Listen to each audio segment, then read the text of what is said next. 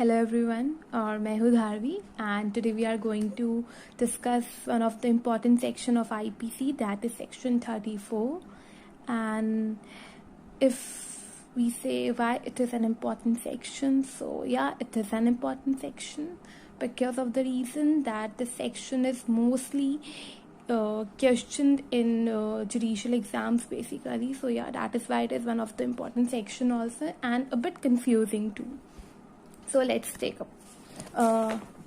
First, read out the definition in Burek language. So that is, so this section basically talks about joint liability or act done by several persons in furtherance of a common intention. So what does the section says? Let's see. When a criminal act is done by several persons in furtherance of the common intention of all, each of such person is liable for that act in the same manner as if it were done by him alone. What does this definition mean? It means, let's say बहुत सारे लोग हैं, ठीक है, उन सबका एक ही common intention है कि क्यों उन्हें सो एंड सो पर्सन को जाके हार्म करना है या मर्डर करना है. मतलब बहुत एक या एक से ज़्यादा लोग, बहुत सारे लोग मिल जाते, सेवरल पर्सन मिल जाते, एक ग्रुप फॉर्म कर लेते हैं लेट्स से, ठीक है, या कोई भी एक से ज़्यादा लोग जब हो जाते हैं और उन सबका एक क्राइम को कमिट करने का प्रोबेबली तरीका अलग हो, डिग्री अलग हो, बट कॉमन इंटेंशन सभी का सेम हो, कंसेंसस ऑफ माइंड सभी का सेम हो, ठीक है. Please mark my words, section 34 का ये सबसे इम्पॉर्टेंट एलिमेंट है कि जितने भी लोग एक ऑफेंस को, एक क्रिमिनल एक्टिविटी को कमेंस कर रहे हैं, उनका माइंडसेट, उनका कंसेंसस ऑफ माइंड सेम होना चाहिए. मतलब क्या? उनका इंटेंशन सेम होना चाहिए. सो सेक्शन 34 का एक मेन प्रिंसिपल एलिमेंट क्या है कि इंटेंशन सेम होना चाहिए. ऑल दो डिग्री सबका अलग अलग हो, मतलब किसी ने फोर्स ज़्यादा लगाई हो एक क्राइम को करने में, लेट्स से मर्डर को, ठीक है, किसी ने फोर्स ना लगा के इक्विपमेंट्स इकट्ठी करी हो, किसी ने प्रिपरेशन करी हो, बट व्हाट रियली मैटर्स कि उन सबका इंटेंशन एक ही था, ठीक है. So let's take up an example. मान लीजिए A, B, C है, ठीक है, A, B और C है. अब इनमें से जो A है हमारा, वो एक पुलिस कांस्टेबल है, ठीक है, और ए को ऑर्डर आए कि भाई उसे जाके अरेस्ट करना है, ठीक है, और उसे जाके अरेस्ट करना है as per the orders of the court. अब उसे जाके बी को अरेस्ट करना है. ए क्या है? पुलिस ऑफिसर है और उसे जाके बी को अरेस्ट करना है. और सी, डी और ई, कौन? सी, डी और ई जो है वो घर से बाहर आते हैं. सी, डी और ई कोई ए जो हमारा पुलिस ऑफिसर है उसे डंडा मारते है पीछे से आके, ठीक है, कोई सिर पे डंडा मारता है, कोई टांगों पे डंडा मारता है. अब तीनों ने उसे अलग अलग लेवल से हिट करा, ठीक है. सी, डी और ई ने ए को अलग अलग लेवल से हिट करा, ठीक है. तो अब यहाँ पे जो हमारे सी, डी और ई है, ठीक है, बेशक मान लीजिए सी ने हिट करा सिर पे, डी ने हिट करा टांगों पे, और ये सिर्फ देख रहा था कि कहीं कोई हमें मार तो ये देख तो नहीं रहा, ठीक है. ई क्या कर रहा था? सिर्फ पहरेदारी कर रहा था, वो सिर्फ देख रहा था कि कहीं कोई देख तो नहीं रहा. तो क्या ई को भी सेम सजा होगी जो सी और डी को होगी? And the answer is yes. Why? Because उन तीनों का इंटेंशन जो था सेम था. वो तीनों क्या चाहते थे कि वो ए को हर्ट करे, हार्म पहुंचाए. क्यों हार्म पहुंचाए? क्योंकि वो बी को अरेस्ट करने आया था, ठीक है. तो इसलिए सी, डी, ई जो है ये तीनों क्या हो जाएंगे? इन पे क्या आ जाएगा? जॉइंट लाइबिलिटी अगर हो जाएगा. What is joint liability? It is an doctrine, ठीक है, डॉक्ट्रिन ऑफ जॉइंट लाइबिलिटी. तो सी, डी और ई पे क्या हो जाएगा? सेक्शन 34 इम्पोज हो जाएगा. And there is one important thing also कि आपको जो सेक्शन 34 होता है वो कभी भी अकेले नहीं लगता. सेक्शन 34 हमेशा दूसरे सेक्शन के साथ ही लगता है. लेट्स से सेक्शन 302 के साथ सेक्शन 34 लगेगा. Why? The question arises why section 34. अभी हमने जैसे कि पढ़ा कि आपका सेक्शन 34 कभी भी अकेले नहीं लगता, क्योंकि that is all about rule of evidence and it does not create any substantive offence. तो इसलिए हमेशा सेक्शन 34 हमारा कोई भी दूसरे सेक्शन के साथ क्लब होके लगता है। ठीक है, तो एक बार सेक्शन 34 को फटाफट रिकैप कर लेते हैं, इसका मीनिंग दोबारा क्लियर कर लेते हैं, सो डैट जब हम आगे पढ़े तो हमें वो सब कुछ समझ आ सके अच्छे से। सेक्शन 34 हमारा क्या कहता है? When a criminal act is done by several persons, जब एक कोई भी क्रिमिनल एक्ट बहुत सारे लोगों द्वारा करी जाए, persons each of such person is liable, तो वो सारे लोग जितने भी उस क्रिमिनल एक्ट में लोग इन्वॉल्व हैं वो सारे लोग क्या होंगे? आपके लायबल होंगे उस एक्ट को लेके। In the same manner as if the act was done by him alone, उस तरह लायबल होंगे जैसे जैसे कि वो एक्ट हर बंदे ने अकेले ही करी हो। ठीक है, लेट्स से ABCD ने मिलके Z का मर्डर करा, तो ये मैटर नहीं करता कि कौन रस्सी लेकर आया, किसने गला घोटा, किसने खिड़की से देखा कि भाई कोई आ तो नहीं रहा, बल्कि ये मैटर करता है कि उन सबका इंटेंशन सेम था, उन सबका इंटेंशन सेम था। इसलिए सेक्शन 34 क्या होगा? सब पे इम्पोज होगा। और कैसे इम्पोज होगा? जैसे कि हर बंदे ने वो ऑफेंस को अकेले ही करा है, अकेले ही उस काम को अंजाम दिया है। ठीक है, इररिस्पेक्टिव ऑफ द ग्राउंड की और भी बहुत सारे लोग थे। That is what a doctrine of joint liability is, कि जब बहुत सारे लोग मिलके कोई एक क्रिमिनल एक्ट को करते हैं पर वो सब लाइबल कैसे होते हैं? कैसे होते वो लाइबल? एज इफ कि उन्होंने वो एक्ट को अकेले ही करा हो। So yeah, let's now take a look of ingredients or say elements or essentials. ठीक है, अब सेक्शन 34 के क्या इंग्रेडिएंट्स हैं या सेक्शन 34 के क्या एलिमेंट्स हैं, अब हम उनके ऊपर एक नज़र डालते हैं। तो पहला हमारा एलिमेंट क्या आता है? क्रिमिनल एक्ट होनी चाहिए। और क्रिमिनल एक्ट में क्या होना चाहिए? कितने लोग इन्वॉल्व होने चाहिए? सेवरल पर्सन्स होने चाहिए। तो first element is a criminal act must be done by several person. The word is use here must be, मतलब एनी हाउ उसमें एक या एक से ज्यादा लोगों का इन्वॉल्वमेंट होना ही चाहिए। Second ingredient, there must be a common intention.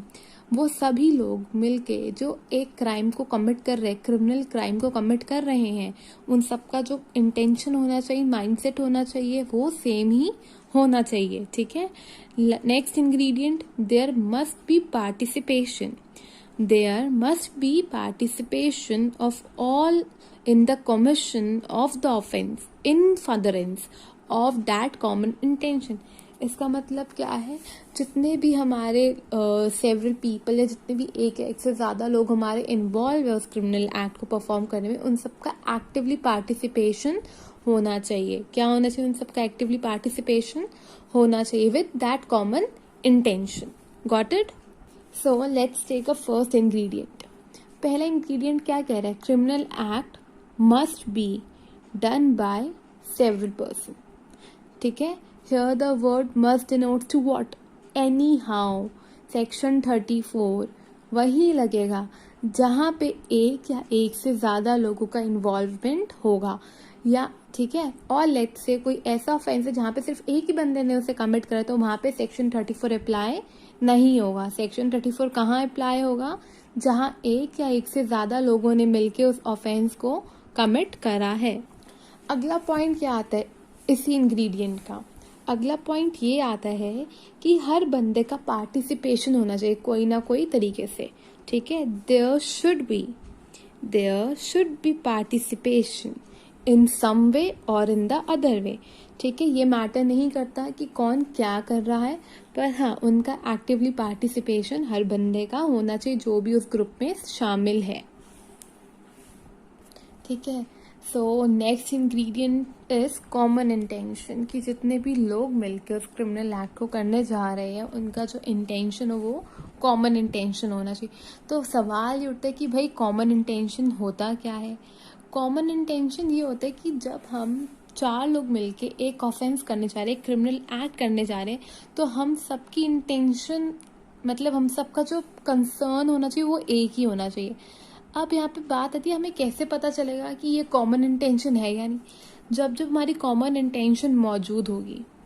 ठीक है, ध्यान से सुनिएगा, जब जब हमारी कॉमन इंटेंशन मौजूद होगी तब तक हम उस प्लान को करने से पहले, अंजाम देने से पहले, अक्सर ये देखा जाता है कि हम उसके लिए पहले ही प्लानिंग कर लेते हैं।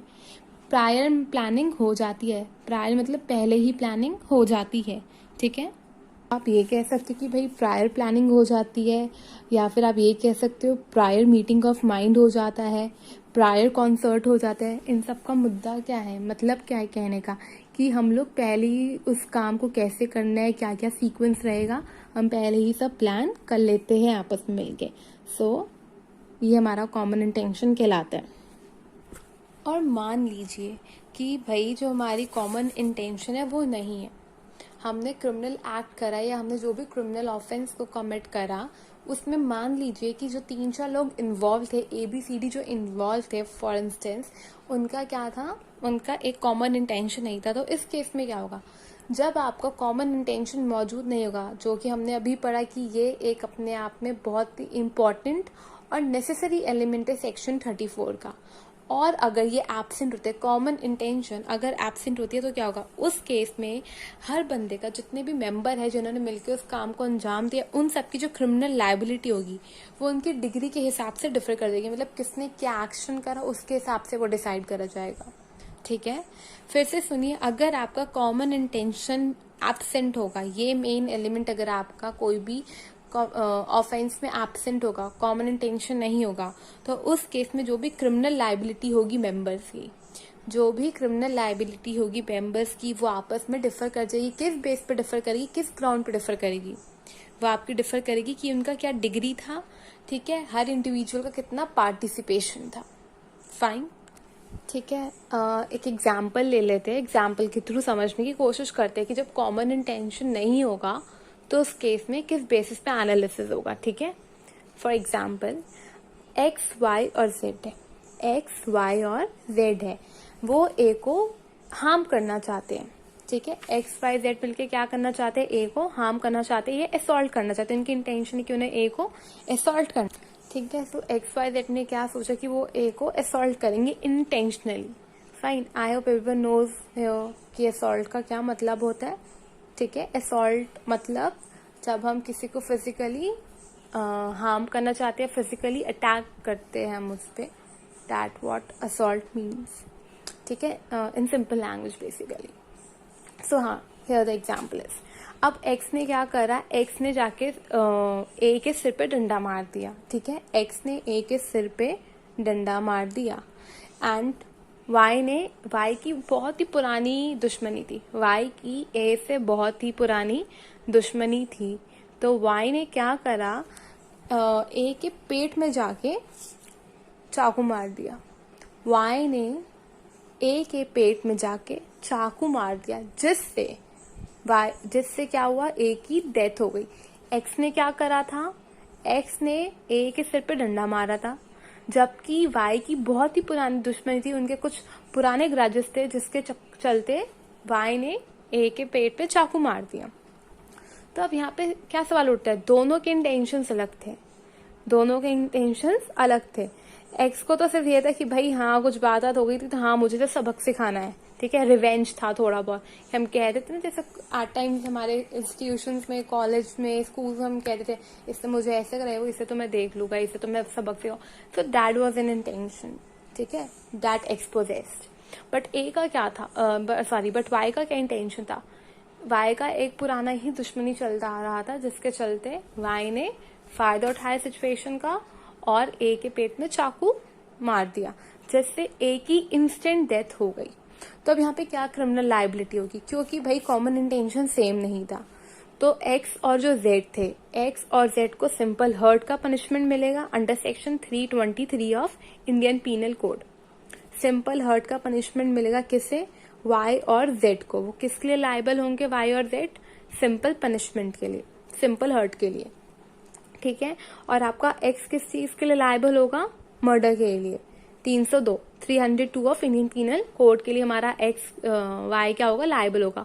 वाई क्यों लायबल होगा, क्योंकि वाई ने क्या करा था, ए के पेट में चाकू मारा था। So let's discuss about the landmark case, that is Barendra Kumar Ghosh versus king emperor. ये आपका लैंडमार्क केस है, सेक्शन 34 का लैंडमार्क केस है। I am repeating, Barendra Kumar Ghosh versus king emperor. इसे एक और नाम से भी जाना जाता है, that is Shankari post office murder case. ठीक है, Shankari post office murder case. AIR 1925। इस केस में क्या हुआ था? इस केस में आपका काफ़ी सारे लोग होते हैं, ठीक है, वो आपका बेसिकली रॉब नॉट हाँ लूटने के इरादे से जाते हैं, जैसे कि वो लूटेंगे जाके बैंक को वगैरह को, ठीक है।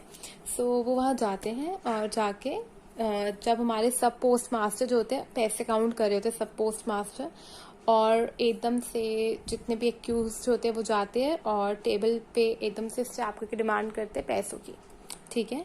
और वो मना कर देता है, सब पोस्ट मास्टर जो होते हैं वो मना कर देते हैं कि हाँ वो नहीं देंगे पैसे, और इस चलते वो वहीं पे उन्हें शूट कर देते हैं, ठीक है, गोली चला देते हैं, जिससे गोली चलाते हैं और वो इस चक्कर में डर जाते हैं क्योंकि मतलब ऐसा कुछ प्लान में प्रोबेबली नहीं होता कि हम गोली मार देंगे, ऐसा एग्जीक्यूशन का कुछ सीन नहीं होता, पर वो गोली चला देते हैं क्योंकि उस समय सबका क्या इंटेंशन होता है कि भाई हम पकड़े ना जाए, और उससे मना कर देते, वो पैसे भी नहीं देते, इवन पैसे भी छोड़ देते हैं और फटाफट भाग जाते हैं। 2 लोग अंदर होते हैं और कुछ को वो क्या कहते हैं कि हाँ भाई तुम बाहर खड़े होकर देखो करो कि कहीं कोई आ ना जाए। फाइन। अब क्या होता है, जितने भी अंदर लोग होते हैं, जो 2 लोग अंदर जाते हैं इस इंटेंशन से कि हाँ भाई हम जाके पैसे चोरी करके रहेंगे और फिर हम सब इकट्ठे भाग जाएंगे।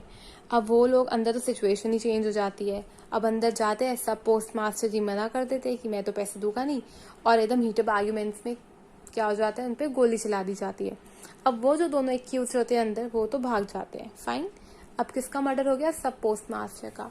और एक एक्यूज आपका बाहर खड़ा होता है ये देखने के लिए कि भाई कोई बाहर से अंदर एंटर ना करे, ठीक है, कोई भी बाहर से अंदर एंटर ना करे, सो डैट जो भी उनका प्लान है वो अच्छे से प्रोसेस हो सके और अच्छे से एग्जीक्यूट हो सके।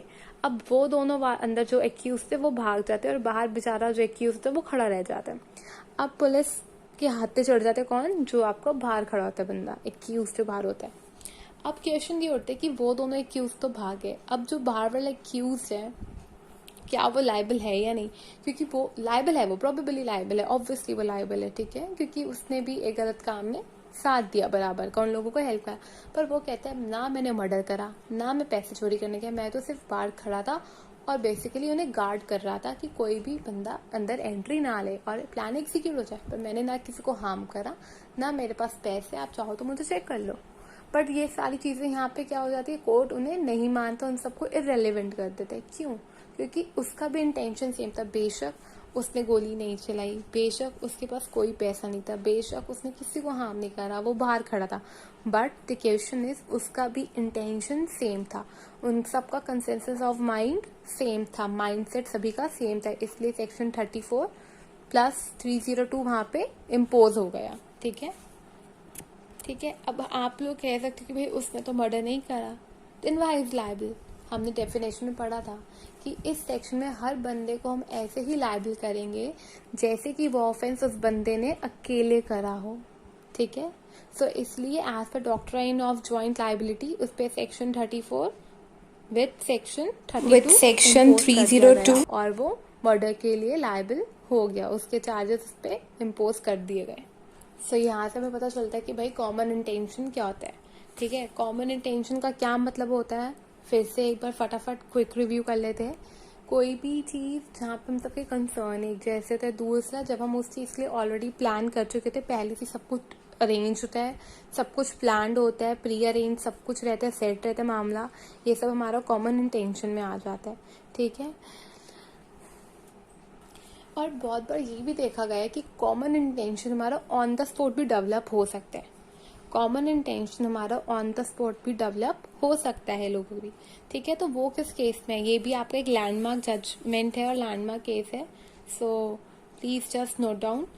महबूब शाह वर्सेस एम्परर, महबूब शाह वर्सेस एम्परर। सो इस केस में हमारा जो कोर्ट होता है वो ये जजमेंट पास करता है कि कॉमन इंटेंशन का मतलब क्या होता है, कोई भी चीज़ जो ऑलरेडी अरेंज्ड है, प्री अरेंज्ड है, या उसे लेके हमने कुछ पहले मतलब सब डिसाइडेड है, पहले से अरेंज्ड है, या कोई भी ऐसी चीज़ जिसको लेके हमारा कंसेंसस ऑफ माइंड सेम है, ठीक है, या प्रायर मीटिंग ऑफ माइंड्स होना चाहिए, ये सब एलिमेंट्स होते थे, हम उसे कॉमन इंटेंशन बोल देते हैं।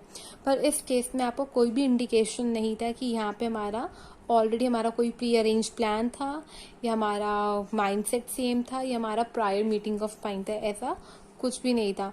ऑन द स्पॉट वहाँ पे दो लोगों ने मिलके उन दोनों ने एक एक्शन को कमिट करा, एक बंदे को मरने से बचाया, और उन दोनों लोगों ने जाके उसे शूट कर दिया। उन दोनों एक्यूज है, मतलब जो obviously they are not held guilty for that, क्योंकि यहाँ पे सेक्शन आपका इम्पोज हो ही नहीं सकता। सेक्शन 34 यहाँ पे आपका इन्वोक हो ही नहीं सकता। क्यों नहीं हो सकता वो इन्वोक? क्योंकि कॉमन इंटेंशन बिल्कुल भी नहीं था उनका। ठीक है, सो महबूब शाह वर्सेस एम्परर का केस बेसिकली आपका इसी के ऊपर है कि यहाँ पे कोई कॉमन इंटेंशन नहीं था, इसलिए इन पे कोई मतलब इसलिए obviously they are not held guilty for. अगर यहाँ पे कॉमन इंटेंशन नहीं था, क्वेश्चन उठता है तो भाई क्या था, चीज क्या थी? फिर that was similar intention. Fine, common intention का मतलब क्या होता है? जो पहले से प्लान्ड हो, पहले से अरेंज्ड हो। सिमिलर इंटेंशन का मतलब क्या होता है? जो ऑन द स्पॉट डेवलप्ड की जाए। ठीक है, सो यही था। और इस केस को हम एक और नाम से भी जानते हैं, बहुत फेमस है case, that is Indus valley case. Okay, that is Indus valley case. So इसमें यही था बेसिकली कि कुछ लोग आते हैं और वो एक्यूज कुछ लोग आते हैं, बेसिकली वो कोशिश करते हैं कि वो सारे क्रॉप्स को खराब कर दे, डैमेज कर दे। ठीक है, और एक 19 साल का लड़का जाता है कि क्रॉप्स को बचाने के लिए उन लोगों से लड़ने, बहस करने। तो महबूब शाह और क्या कहते हैं, ठीक है, तो महबूब शाह और उनके भाई जाते हैं, उस बच्चे को बचाने की कोशिश करते हैं, क्योंकि उन्हें लगता है कि भाई वो जो चोर उचक्के गुंडे आए हैं डैमेज करने या लूटने या पैसे हथियाने, कहीं वो उस बच्चे को कुछ ना कर दे, तो इस चक्कर में वो उसे बचाने जाते हैं। सो बेसिकली वो उस बच्चे को बचाने जाते हैं, और उस प्रोसेस के दौरान, बचाने के दौरान उनसे गोली चल जाती है, ड्यू टू विच वो मर जाते हैं। ठीक है, बट यहाँ पे एक सबसे इम्पोर्टेंट चीज क्या नहीं थी सेक्शन 34 के लिए? कॉमन इंटेंशन नहीं थी। यहाँ पे क्या था? Similar intention. सो या that is what this case is all about. So हमें याद रखना है कि इस केस में हमने क्या पढ़ा महबूब शाह वर्सेस एम्परर में, कि कॉमन इंटेंशन और सिमिलर इंटेंशन में वेरिएशन होता है। क्या वेरिएशन होता है? कॉमन इंटेंशन क्या होता है? हमेशा जिसमें सब कुछ पहले से ही अरेंज्ड होता है, ठीक है, ऑलरेडी सब डिसाइडेड होता है। पर सिमिलर इंटेंशन में जो हमारी intention on the spot develop होती है ड्यू टू सर्कमस्टांसेस। ठीक है, got it? There is one more case on that on the spot intention, ठीक है, that is similar intention that developed on the spot on the basis of circumstances. So the case is Kripal Singh versus State of UP, AIR 1954. ठीक है, इस case में भी supreme court ने क्या held करा? सुप्रीम कोर्ट ने held करा था कि कॉमन इंटेंशन आपकी डेवलप हो सकती है ऑन द स्पॉट। ठीक है, ऑन द स्पॉट आपकी सर्कमस्टांसेस की बेसिस पे हो सकती है डेवलप। ये नेसेसरी नहीं है कि वो प्रीवियसली आपने प्लान करी हो या प्रीवियसली आपने अरेंज करी हो। ठीक है, वो डिपेंड करता है, अब वो किस बेसिस पे एनालिस्ट होगा, जज होगा, वो एक्यूज के एक्शन के बेसिस पे जज्ड होगा कि भाई क्या सर्कमस्टांसेस थे केस के, क्या जो भी प्रेजेंट सिचुएशन थी उस पर जो भी उन्होंने एक्शन करा वो वैलिडेट या लेजिट था भी या नहीं। सो बेसिकली इसका मेन एम्फेसिस किस पर रहेगा? On the conduct of the accused and the circumstances. So here the next ingredient is participation in the criminal act. Participation in the criminal act का एग्जैक्टली मतलब क्या है? पार्टिसिपेशन तो होगा ऑब्वियसली, अगर उन्होंने प्लान करा, उन्होंने अरेंज करा है तो फिर मतलब क्या है इस इंग्रेडिएंट का या इस हेडिंग का? सो इस इंग्रेडिएंट का मतलब ये है कि अगर बेसिकली ये मैंडेटरी नहीं है कि जहाँ पे भी हमारा ऑफेंस कमिट हो रहा है या जहाँ पे भी उस चीज़ को फिजिकली मतलब कुछ एक्यूज या कुछ पीपल मिलके कर रहे हैं, वहाँ पे सारे लोग मौजूद हो उसी सेम जगह पे, सेम रूम में। ठीक है, ऐसा ज़रूरी नहीं है। अगर कोई बंदा उस स्पॉट के आसपास है, ठीक है, उस स्पॉट के आसपास है थोड़ी दूरी पे भी, तो भी वो आपका वैसे ही डील करा जाएगा, तब भी उस पर सेक्शन 34 वैसे ही अप्लाई होगा जैसे कि वहां पे साथ खड़े बंदों का था, क्योंकि इंटेंशन जो था वो सेम था, कॉमन इंटेंशन था। ठीक है, अगर आपका कोई भी, जैसे कि अभी हमने Barendra Kumar Ghosh versus king emperor के केस में हमने पढ़ा, ठीक है, कि दो एक्यूज अंदर होते हैं पोस्ट मास्टर के पास और एक एक्यूज बाहर खड़ा होता है जो गार्ड करते कि भाई कोई अंदर ना जाए। तो वो जो बंदा बाहर खड़ा था वो आपका, जहाँ पे ऑफेंस हुआ, जहाँ पे गोली चली वहां पे नहीं खड़ा था, वो बाहर खड़ा था, पर ऑल दो पे सेक्शन 34+302 ऑफ मर्डर एप्लीकेबल हुआ। क्यों हुआ? क्योंकि उन सबका क्या था, इंटेंशन सेम था, ठीक है। So what really matter is कि कॉमन इंटेंशन होना चाहिए, ऑल दो सेम रूम पे सेम जगह पे अगर आप प्रेजेंट ना भी हो. So that was something really legit for imposing section 34. There is one more thing that we really need to remember is कि सेक्शन 34 आपका उन जगह पे भी एप्लीकेबल है जहाँ पे किसी भी बंदे को कोई भी इंजरी नहीं हुई है, ठीक है. Section 34 is applicable. Section 34 is applicable even if no injury has been caused by particular accused himself. ठीक है, उन्होंने कोई भी कॉमन इंटेंशन था और उन्होंने उस काम को अंजाम दिया बट किसी को हार्म नहीं हुआ, बट तब भी वो सेक्शन 34 के अंडर लायबल होंगे, ठीक है. So I think like I really made you clear about section 34, and yeah, we'll take section 149 along with section 34 in the very next video, and we'll study thoroughly about section 34 and 149 and their differences, of course, because this is something really important from the point of view of judicial exam, and yeah, from even from the college exams also. This question is something that has been asked repeatedly. So we should have a thorough understanding of section 34 and 149. And to understand section 149, we have to study first section 141 also. So that will go in another video, and thanks for listening me out. And if you have any kind of query or doubt, please just write it down in the comment section. Like, I'll answer that, of course. Thank you.